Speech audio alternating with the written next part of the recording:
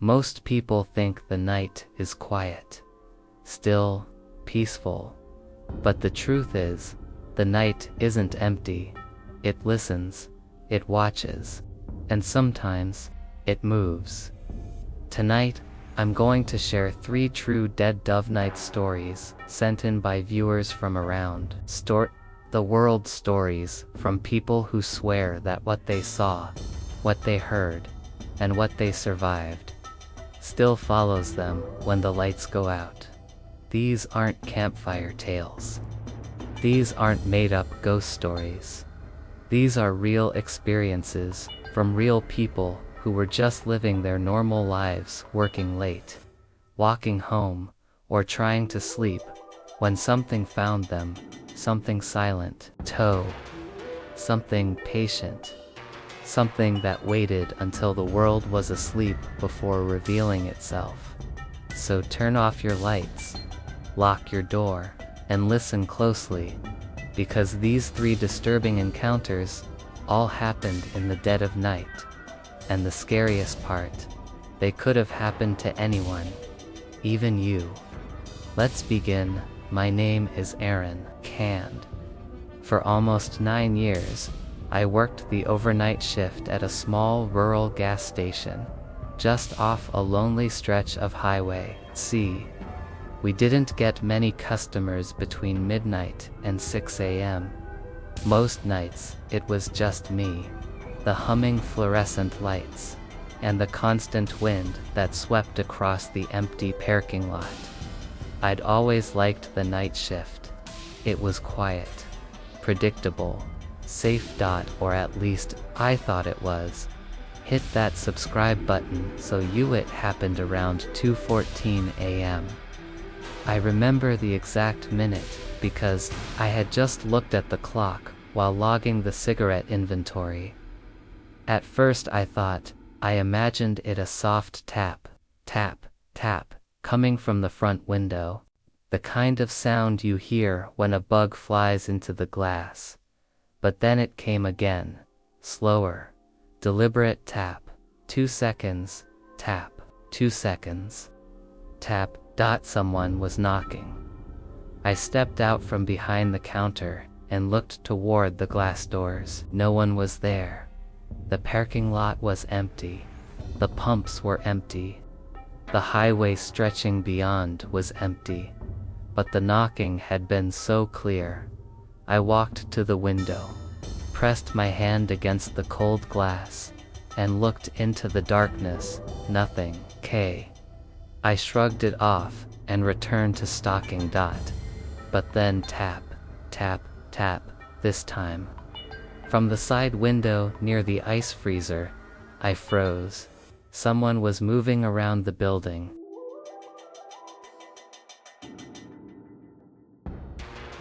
Hit that subscribe button I walked slowly toward the side window, my footsteps echoing in the silent store. The outside light above that window was broken, so I could barely see past the glass. It was pure darkness, thick like smoke, swallowing the space beyond. I leaned forward, trying to see if maybe someone needed help.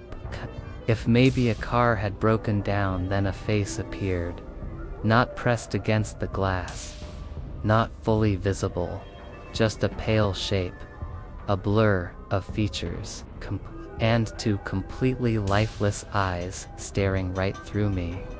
I stumbled backward so hard, I knocked a shelf of chips off the rack. My heart slammed in my chest. Sir, are you okay?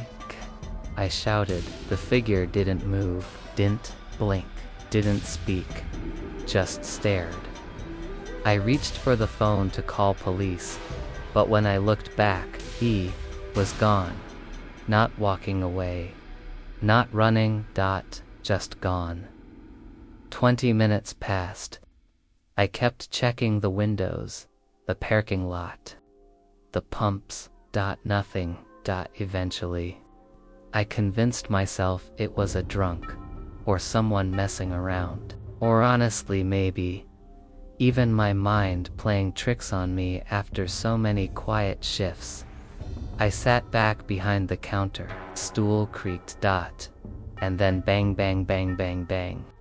All at once, the front windows shook violently. Someone was pounding on them, both fists, fast, desperate, enraged. I jumped up so fast, my knee hit the drawer. The glass looked like it might crack. I grabbed the emergency phone, and the pounding stopped. Instantly. Completely, silence. Again I peeked over the counter. No one was there, but this time, something was there. A handprint, pressed into the glass. But it wasn't normal. The fingers were far too long. The palm too narrow, thin. And the shape looked almost distorted, like whoever left it had broken bones or joints that bent the wrong way. My stomach turned. That's when I heard the sound. A slow, dragging scrape along the side wall. Someone was circling the building again. Hit that subscribe button. So, youth security cameras. I ran to the back room where the monitors were. 8 cameras. Ooh, all grainy. Ooh, all black and white. I scanned each feed. Camera 1 pumps. Empty. Camera 2, parking lot. Empty. Camera 3, front door. Empty. Camera for ice freezer. Empty. Camera 5, back door. Empty. Then I clicked camera 6, the west wall. My blood turned cold. There he was. Standing completely still, motionless, facing the wall of the building, instead of facing the camera, as if he was listening, waiting. His head twitched once, a sharp, unnatural jerk, and he turned slowly toward the camera. Same lifeless eyes, same blank expression. But this time, he smiled. Not a human smile. A stretched one, too wide, too long, like his mouth was pulling apart. I stumbled backward, and on camera 7, near the dumpsters, there was another one. Same pale skin, same dead eyes, same stretched smile.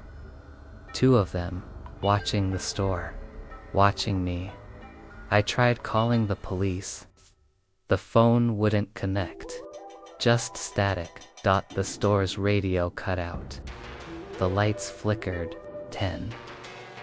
From the storage hallway, I heard a door creak open, slowly. The basement door. That door was locked. Pew. Always locked. I shouldn't have gone near it. I shouldn't have even looked. But something in me felt drawn, pulled. Like I had no choice. I walked down the short hall. The air grew colder with every step. The basement door was halfway open, pitch black darkness inside. I felt someone behind me. The air shifted. That feeling of breath on your neck when someone stands too close. I turned around, nobody. I turned back toward the basement. The door slammed shut in my face so hard the frame rattled. Karen hit that subscribe button so locked myself in the office and stared at the cameras. Again. Both figures were now standing at the front window, facing inside, completely still, smiling. Then, both of them, in perfect synchronization, raised one hand, and knocked. Tap. Tap, tap. My vision blurred. My hands shook. Then the lights cut out. All of them. I sat in total darkness. Only the cameras glowed, canned. And on every camera, every single one, more figures were appearing. 6, 9, 12. All circling the store. All pale. All watching. all knocking. The noise grew louder. Tap, tap, tap, tap, tap, tap, tap. It was everywhere. Walls, glass, roof. Then the camera feeds went black. When morning staff arrived, I was curled in the corner of the back office, shaking and barely responsive. Police reviewed the cameras. Every feed between 2 a.m. and 5 a.m. was corrupted. Static, distortion, black screens, no figures, no pounding, no faces. The only evidence left behind was the window where the long, distorted handprint was still pressed into the glass. For weeks, I didn't sleep at night. Every sound felt like knocking. And sometimes, when the world is quiet, I still hear it. Tap. 2 seconds. Tap. 2 seconds. Tap.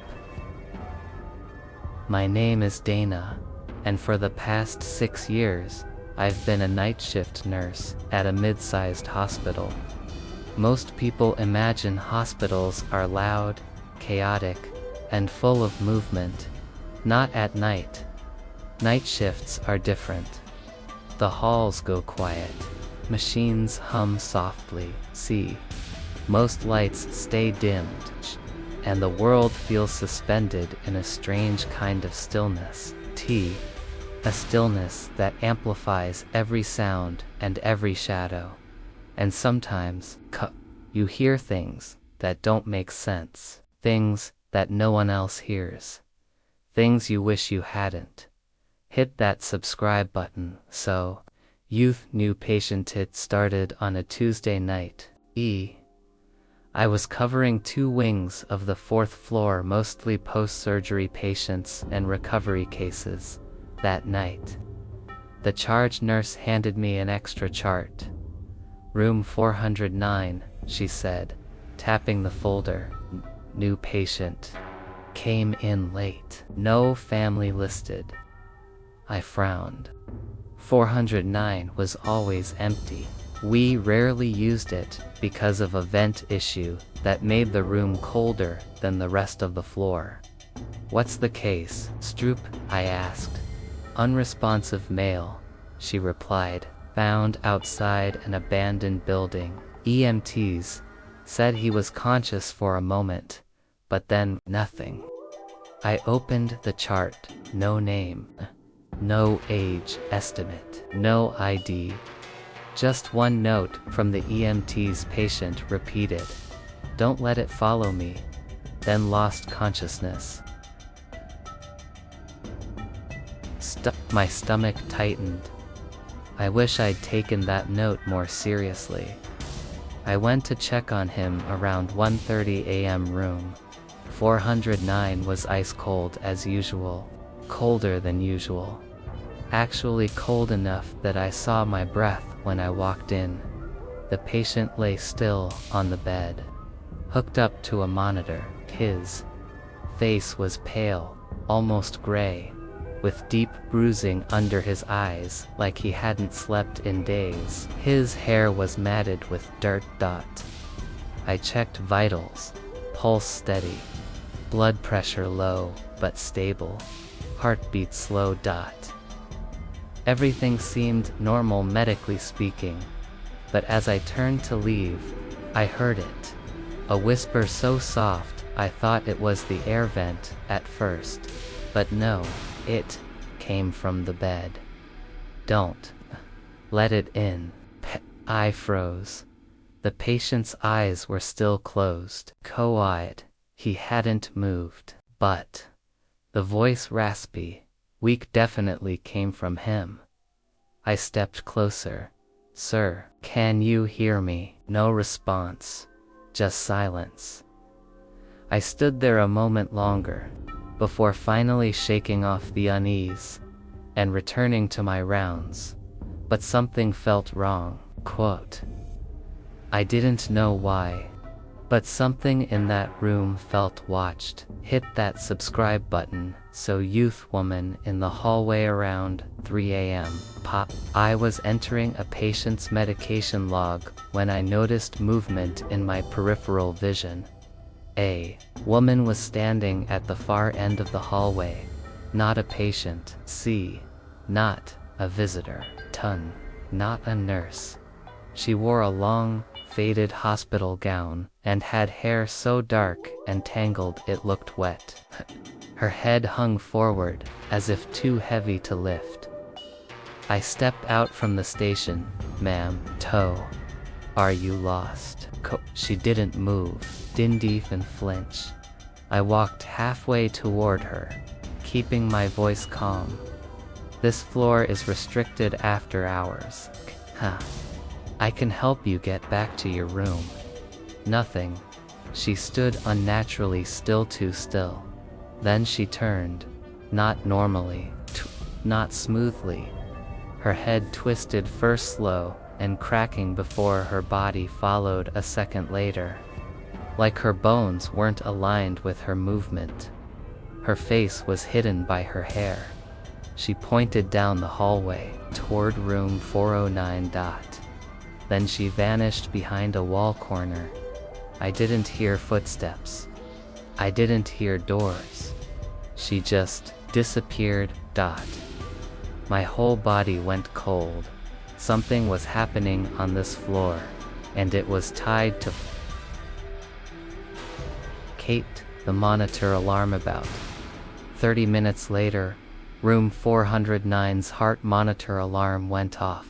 A high-pitched beeping that meant abnormal rhythm. I rushed there. When I opened the door, the cold hit me like a wave.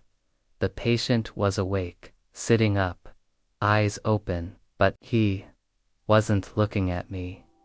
He was staring at the corner of the room, the darkest corner. His eyes were wide, terrified, like he was seeing something inches away that I couldn't. I followed his gaze. Nothing, just shadows. I turned back to him. Double quotes, sir. Are you in pain? Can you hear me? His mouth trembled. Toe. He raised one shaking finger toward the corner. It found me. His voice cracked on the last word, like he'd been screaming for hours without sound. I reached for the call button to page the on-call doctor. The lights flickered once, twice. Then the far corner of the room shifted. The shadow deepened, darkened, as if something stood there, blocking light that wasn't even present. The patient recoiled, pressing himself against the headboard, gasping like a drowning man. I stepped back. Instinctively, I didn't see a face, or a form, pet, but there was something there, something that pulsed in the dark, like a heartbeat without a body. And then, footsteps, slow, deliberate, coming. From that corner, I stumbled out of the room.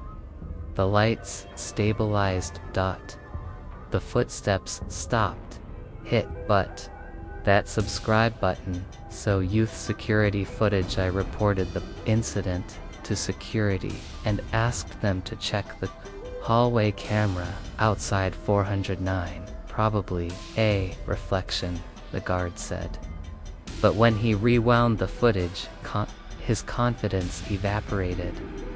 At 3:34 a.m., the hallway was empty. Then out of nowhere, a shadow appeared on the floor.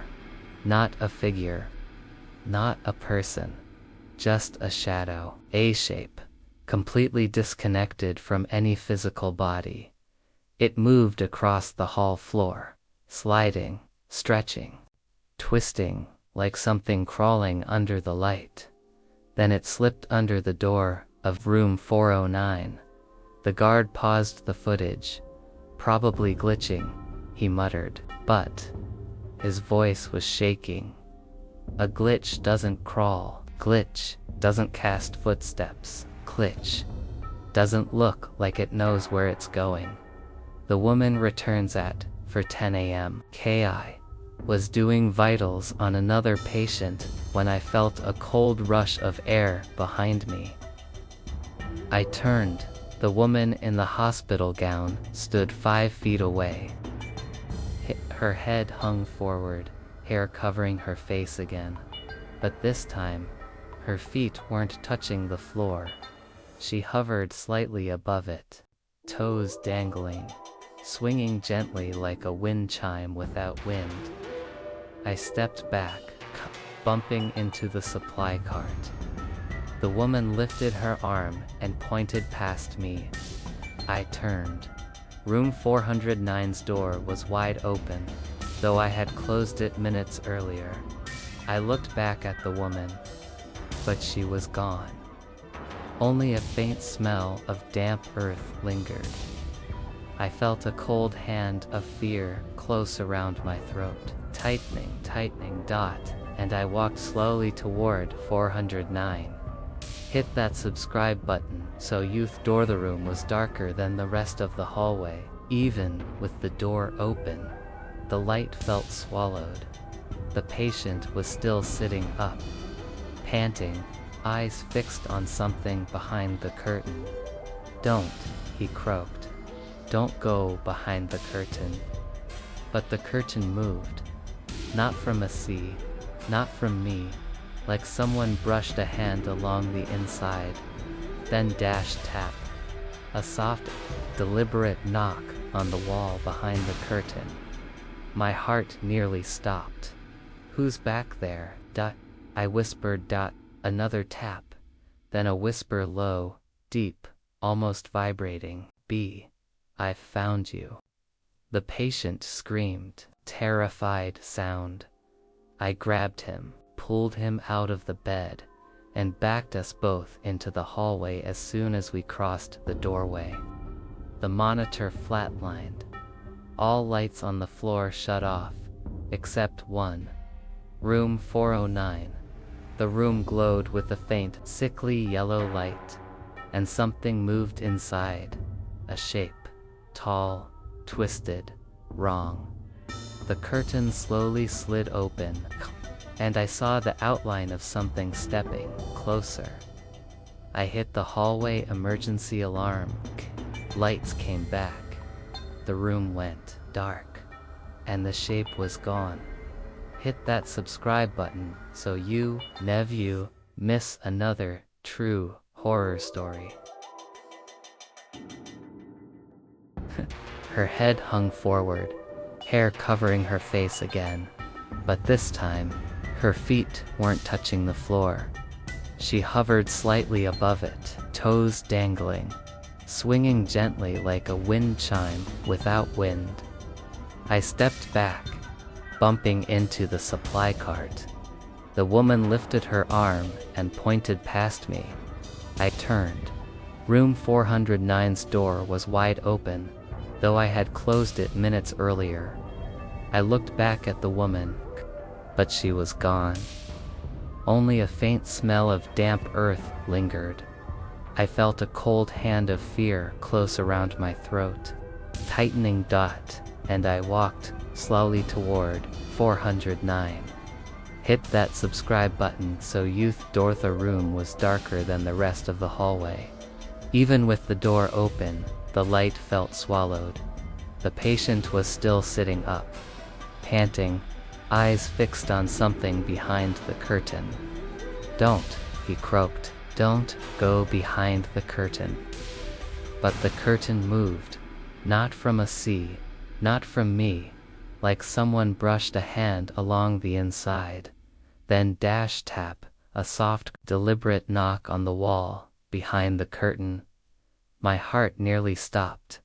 "Who's back there?" Ty whispered. Another tap, then a whisper, low, deep, almost vibrating. "I've found you." The patient screamed, a raw, terrified sound. I grabbed him, pulled him out of the bed, and backed us both into the hallway. As soon as we crossed the doorway, the monitor flatlined. All lights on the floor shut off. Except one. Room 409. The room glowed with a faint, sickly yellow light. And something moved inside. A shape.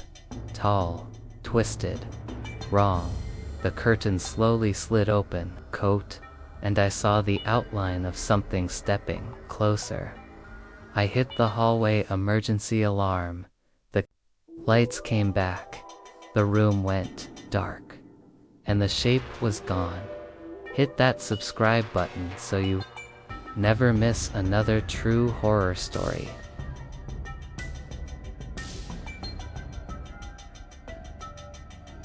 The footsteps, about halfway through the shortcut. The ground behind me crackled. Footsteps, slow, heavy dot. Not the soft, uneven steps of an animal. Not the quick steps of a jogger.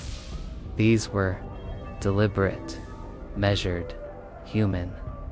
I stopped walking. They stopped too. I took one. Step crunch something behind me took one step as well. Perfectly in sync. I didn't breathe. I didn't move. And for a long moment, neither did the thing behind me, until a quiet inhale. Not my inhale, not my breath. Someone or something was standing close enough behind me that I could hear it breathing in the dark.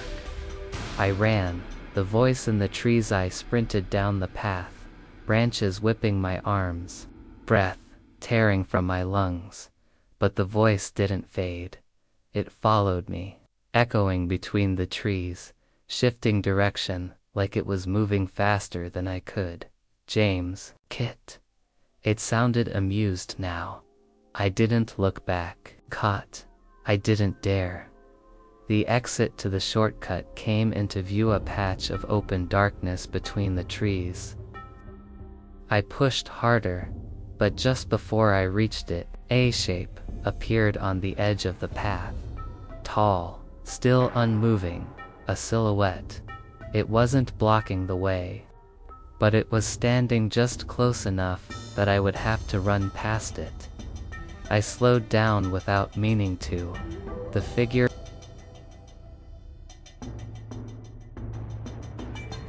It was nothing but a shadow, but I could feel it watching me. I forced myself forward.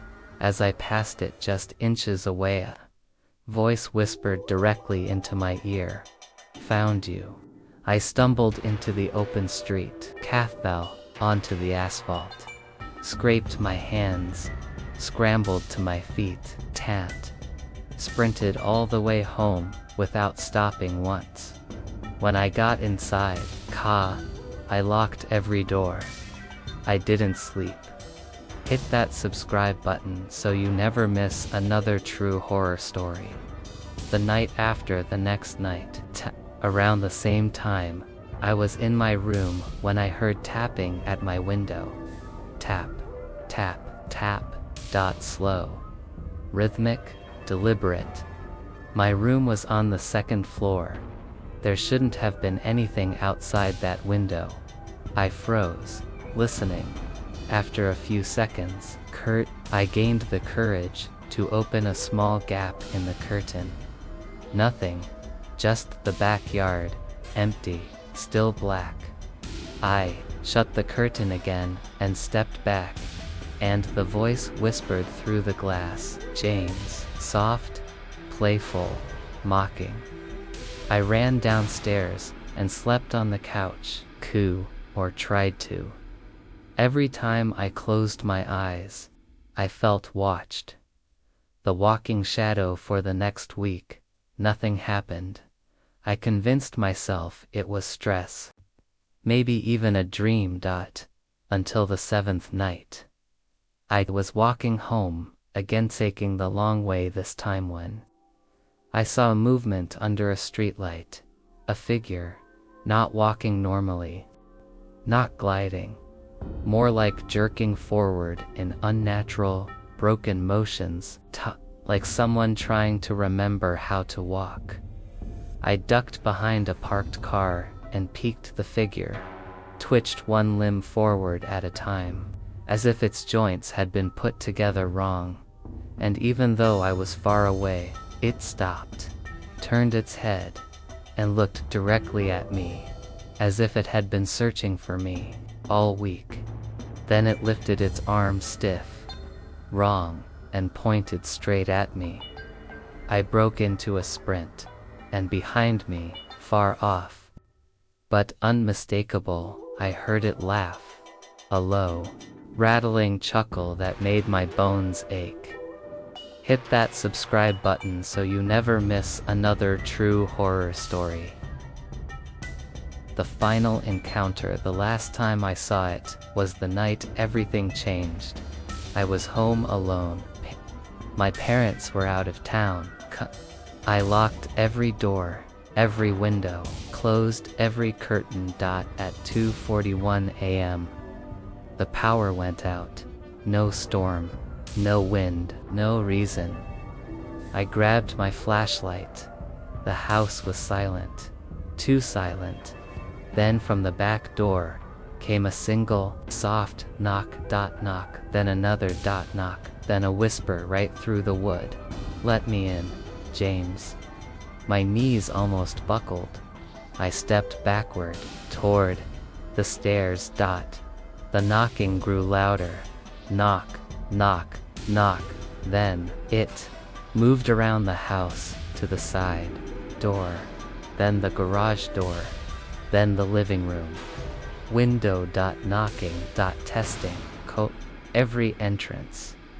Then I heard footsteps on the roof. Slow, heavy. It was walking above me. The roof creaked under the weight. I stared up. Dust fell from the ceiling. The thing stopped right above my room. Then, tap on the ceiling. Right above my bed. I ran to the bathroom, locked the door, curled against the wall. The knocking circled the house for almost 20 minutes. Then, silence. Hours passed. I didn't move until sunlight came through the window. When I stepped outside later that morning, I saw footprints in the dew on the grass. Not human. Footprints. Long, twisted, bent, in ways no foot should bend. They circled the house twice before, disappearing back toward the woods. The end that isn't an end that was years ago. But I still hear it in different states, different homes, different nights, always around 2 or 3 a.m. Sometimes it whispers my name, sometimes it knocks, sometimes it just stands outside, waiting. I don't know what it is. I don't know why it chose me. I don't know how it followed me. But I do know this. The voice never calls my name unless it's close. Very close. And lately, I've heard it more often. Last night, around 2:58 a.m., soft whisper at my bedroom door. Thumb inside.